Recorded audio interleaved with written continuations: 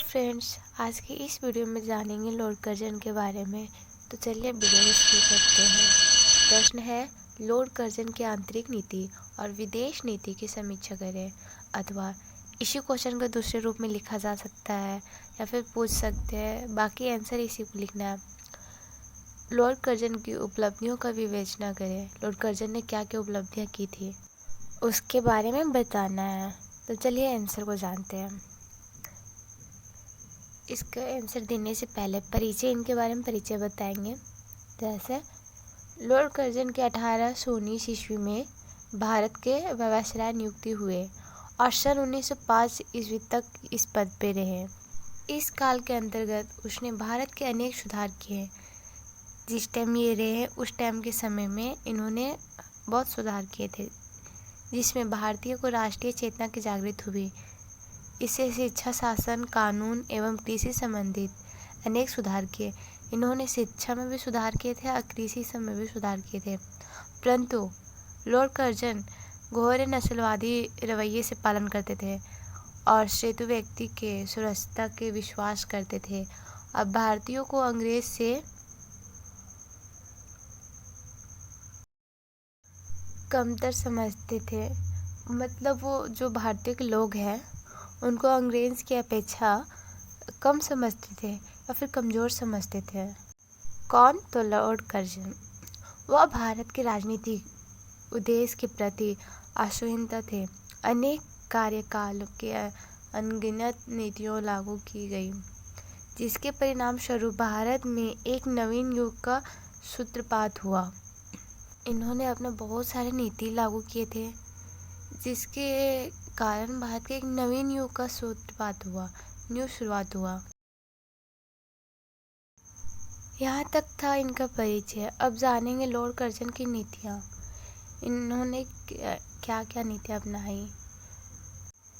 Lord Curzon ने अपने शासनकाल के दौरान कई नीतियों को लागू की, जिसके कारण भारत के लोग ने राष्ट्रीयता का भावना जागृत हुआ, जो कि हम पहले ऊपर बता चुके हैं। इसके द्वारा अपनाई गई नीतियों का वर्णन निम्नलिखित प्रकार का है। चलिए जानते हैं कौन सी नीति इसने अपनाई थी। पहला नीति है जो इन्होंने अपनाया थे, बंगाल का विभाजन। बंगाल का विभाजन कर्जन नीति के प्रमुख कमियों में से एक थी। इसका उद्देश्य बंगाल के सांप्रदायिक विभाजन में विभाजित करना था। बंगाल जो है उसको अलग करना इसका उद्देश्य था। पश्चिम बंगाल में हिंदू बहुमत था और पूर्वी बंगाल में मुस्लिम बहुमत था। पश्चिमी बंगाल में हिंदू लोग थे और पूर्वी बंगाल में मुस्लिम लोग अधिक थे।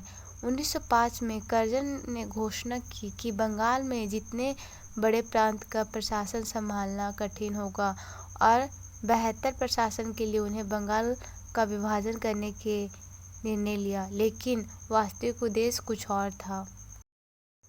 उन्होंने ऐसा तो बोला, पर उसके पीछे उद्देश्य जो था वो कुछ और था। चलिए इनकी दूसरी नीतियों के बारे में जानते हैं।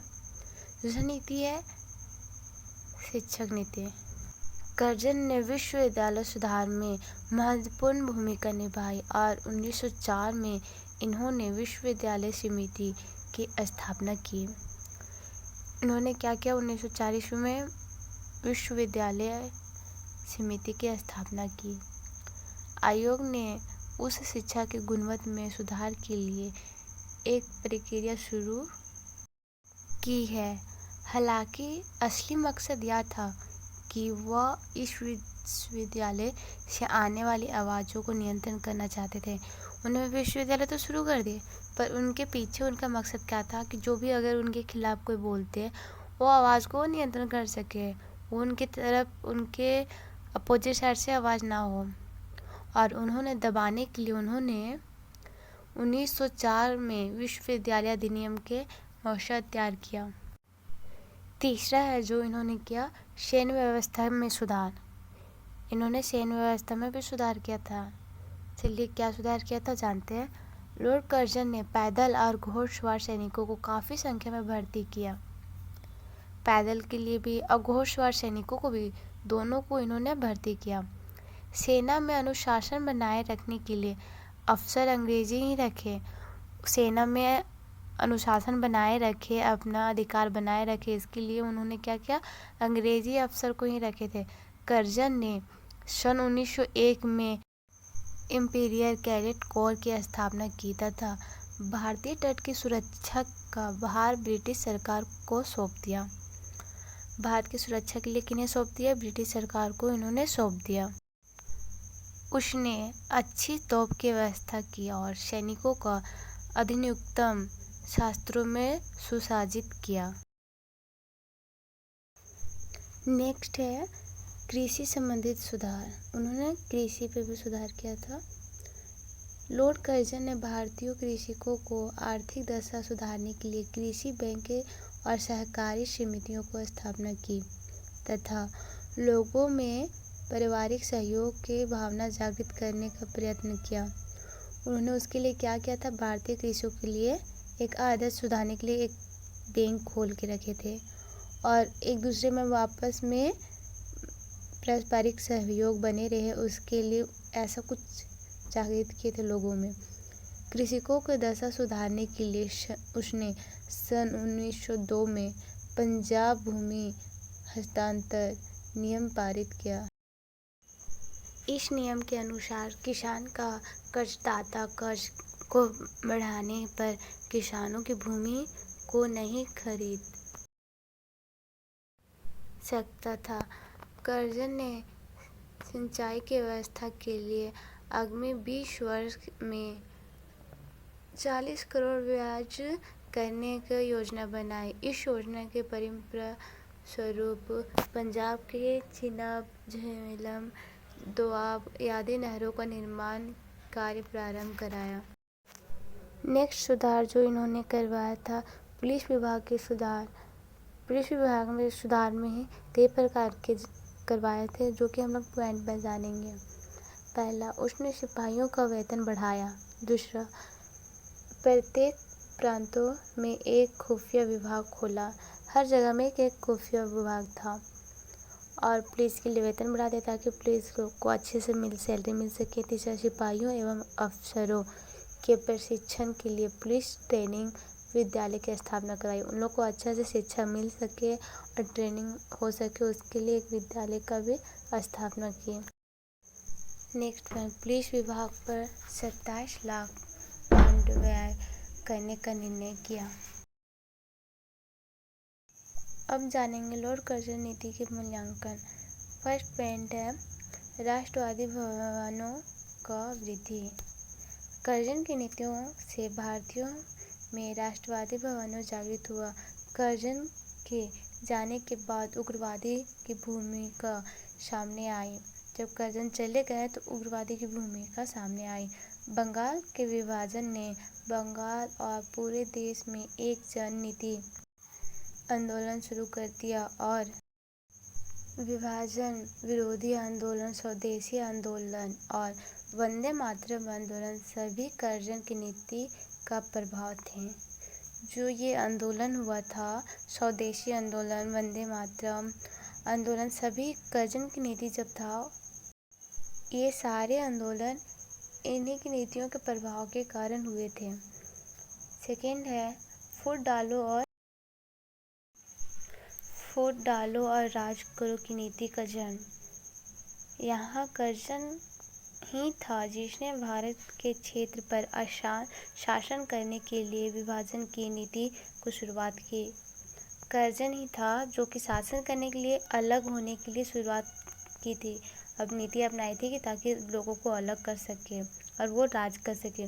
उन्होंने देश को विभाजित करने के लिए मुसलमान नेताओं और कांग्रेस नेताओं के खिलाफ कर दिया। मतलब मुस्लिम और कांग्रेस के जो नेता थे अंग्रेज, उन लोग के बीच खिलाफ करवा दिया ताकि उन लोग लड़ सकें।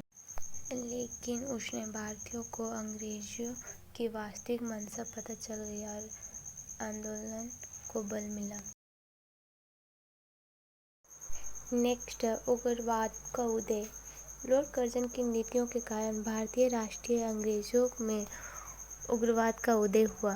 कर्जन के आने से पहले दादा भाई नौरोजी जैसे नेताओं के कांग्रेस पर दबदबा था, लेकिन बाद में उग्रवादी नेता राष्ट्रीय आंदोलन में सामने आए। हालांकि कर्जन के सख्त नीतियों ने तालिक लाला लाजपत राय और अन्य नेताओं को विचारधारा को मजबूत किया।